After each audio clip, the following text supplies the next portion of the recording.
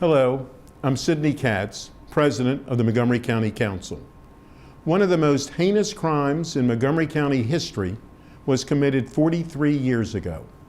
Bradford Bishop, a Bethesda resident, brutally killed his wife, mother, and 3 sons and then disappeared. Bradford Bishop is on the FBI's top 10 most wanted list. Joshua Ziggy Popkin sat down to discuss this case with his father, Darren Popkin, the sheriff in Montgomery County. It's a case that has baffled authorities for over 4 decades. He left the State Department that day and he drove to a shopping mall, Montgomery Mall here in Bethesda, Maryland. He went to the Sears store and he bought a hammer, a 2.5-gallon gas can, and then he went to the gas station and filled up that gas can, the 2.5 gallons with gas, as well as filling his car up to making sure that his car was topped off in gas. He then drove to a hardware store in Potomac, Maryland, and bought a shovel. He then went home, and a little bit later in that evening, he committed just a grisly homicide of his entire family.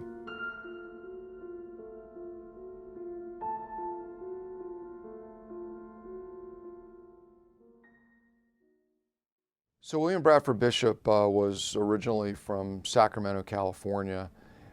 He went to Yale for undergraduate and then went to a college in Vermont for his master's degree. He then went into the military. He rose pretty quickly as an officer in the military, and his military experience and expertise was military intelligence. And that's what he did, and he was a Foreign Service worker. He was assigned to embassies throughout the world, mainly in Africa and in Europe. He spoke 5 languages. He took his family to the Swiss Alps skiing on a regular basis. He had a place in Europe where he would actually go skiing regularly. So the people in his neighborhood really believed that he was doing well, and that this was just the next step for him, actually, until he was promoted and moving on to another place somewhere in the world. Well, he had found out that day that he was not being promoted and that he didn't get the job.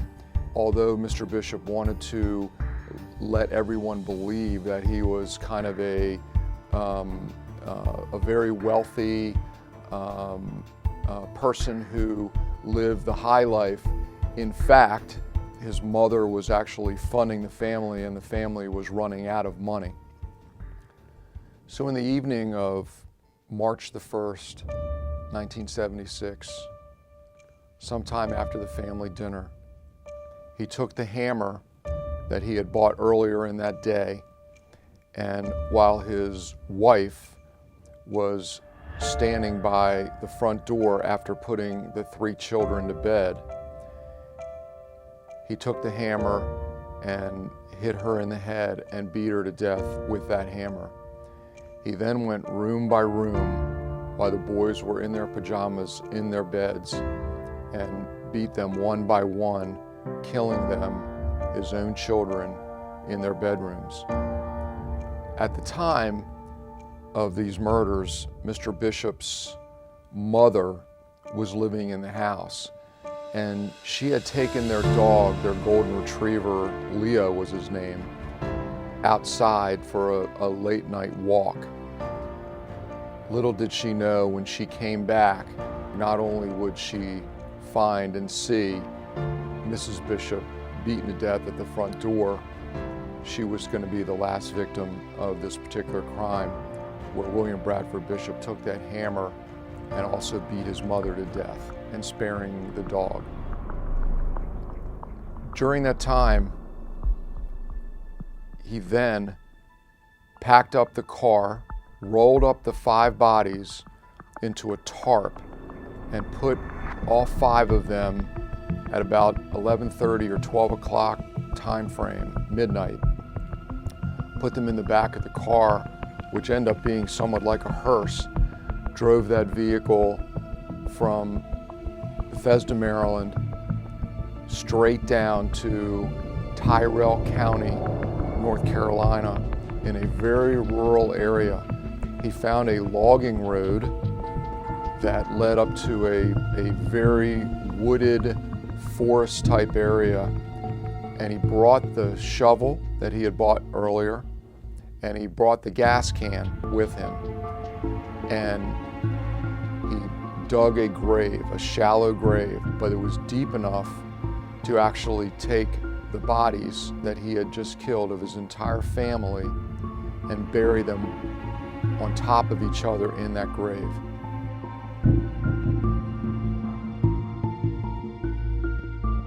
He then took the gas can that he had, emptied the gas can on top of the bodies, and he lit them on fire. At the same time those bodies were burning, it was a period of time where they had not had much rain in that area, so some of the brush and tinder in that area started on fire. There was a forest ranger in the park in that area, and he saw the fire. So what they thought was just somewhat of a brush fire that had started somehow, maybe from a campfire of some sort. Actually, he put out a call for fire folks to come put that fire out. Little did he know that he was going to be showing up at the scene and finding a grave with 5 bodies in it. At the scene, the gas can was left and the shovel was left. About 6 hours passed after him leaving Maryland was about the time, 6 to 8 hours was the time that the bodies were located from that fire. Neighbors of the Bishop family were getting concerned because they didn't tell anybody that they were going away. The mail and the newspapers were starting to build up in front of the house. And several days later, one of the neighbors called 911 and asked the Montgomery County Police Department to come by to check because there was no sign of them. It only took a couple of steps to get into the front residence of that house to see all the blood that was throughout that home. And of course there were no bodies because they were in North Carolina, but you could certainly see by the horrendous crime scene that something terrible had occurred. About 17 days later, in the Great Smoky Mountains in Gatlinburg, Tennessee, Mr. Bishop's station wagon that he had driven the bodies down there showed up in a park. Unfortunately, the vehicle was there.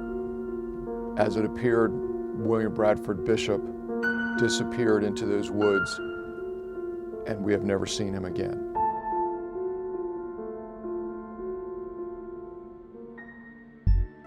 On March the 9th, after the investigation initially began, a grand jury in Montgomery County, Maryland, did indict him on 5 counts of capital murder. Those warrants are still outstanding. If Mr. Bishop is ever brought to justice, he will be tried. He was born in 1936. He is almost 83 years old. So if he is ever brought to justice, those indictments, those warrants are still active, and I am confident that he would still be, based on the evidence that we have, he will still be tried and convicted here in Montgomery County. But then we had also found out through the investigation that things weren't as good as they thought, that Mr. Bishop and his wife were having marital trouble, that they were both seeing a therapist, that Mr. Bishop had been prescribed antidepressants for more than a year, and that his depression was getting worse, and that this somehow not getting that job, running out of money, marital trouble, his wife wanting to go back to work, all somehow played into this unbelievably heinous act of killing his entire family. So the case is now 43 years old, but those victims, that were killed, that beautiful family that was killed, they don't have a voice. So the only voice that can be for them is to continue the search. We have never had any confirmation that Mr. Bishop is deceased. We have done DNA profiles. We have in the international search for Mr. Bishop, we have him listed as a red flag throughout the world. So should there be an unidentified body somewhere found, and they do some DNA testing on it, we hope that that would match it up. When the grand jury in Montgomery County indicted Mr. Bishop, 43 years ago, we started the search for him, and it has led investigators, including myself, to multiple locations throughout the United States.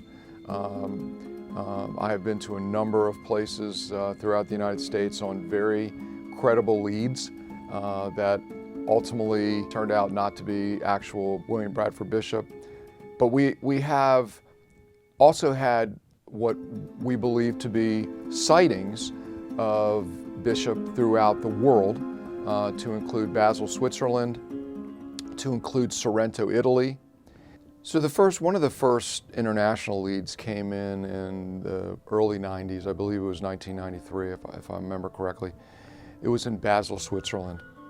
There was a neighbor of Mr. Bishop's who lived right down the street from him, who was actually very, very close with the family. They used to play tennis together. The children knew each other. So this was not just someone that, in passing just happened to maybe see him down the street every once in a while. This is people that knew each other. That Bishop and his wife Annette would play tennis with the man and women. They were vacationing in Basel, Switzerland. And why they were on a commuter train at a station, they looked over at the opposite train going that was also on the platform going in the opposite direction. But the windows matched up with each other. And she just happened to look out the window to see who was coming onto their train. And while the man in the train across from them that was going in the other direction was doing the same thing, their eyes matched, and she was 100% sure that it was Bishop, and he saw her and recognized her. Unfortunately, the trains went in opposite directions. We were notified after she returned home, and notified the police in that area of Basel, Switzerland, and they did a search. They went back to where the train station came in for a number of mornings to see whether or not that particular train would have that person on it and be able to identify it. And has been throughout the years, that person that she said was on that train, who she 100% believed to be Bishop because she knew him, never was on that train again. One of the things that he was responsible for was the creation of passports. So he could have made a passport up under a different name. He could have left the country at the time because it was much easier to get in and out of airports on and off a plane. It wasn't the security, there was no entry-level security back then like there is now, which is very detailed entry-level security. It was easy to get in and out. So, he could be the guy next door in the United States, or he could be in Europe, or he could be anywhere, and we'll continue searching throughout the entire world until we get word that he is either deceased or too old to possibly be alive. Just to think about that beautiful family being killed in that way is just incredible. Even after 43 years later, is incredibly difficult to discuss and talk about. There's nothing more that I would like to do is put those handcuffs on Mr. Bishop and then question him, number one, to where he has been over the last 43 years, and the big question, why?